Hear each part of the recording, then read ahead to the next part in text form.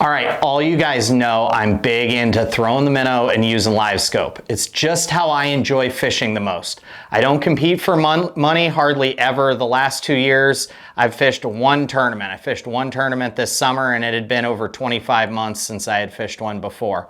But I like to maximize time on the water. What that means for me is I like to be able to see fish. I like to be able to read their behavior. And sometimes if I'm throwing a 5 or a 6 or a 7-inch minnow, the fish just aren't behaving the way that I would like.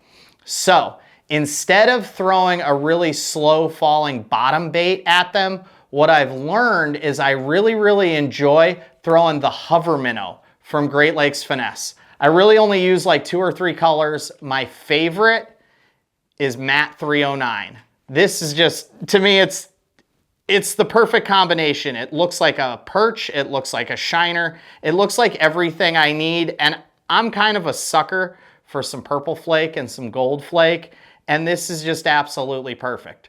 Now, GLF recommends that you throw this bait on their jig head, and I want to tell you what I have found to work for me on my setup. With my kind of stiffer rod, about 10-pound test leader, I like to throw this on a tungsten ball head. This is a super short ball head.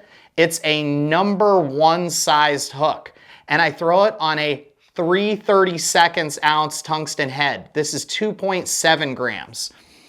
If you choose to try this without using the GLF heads, make sure you use something light.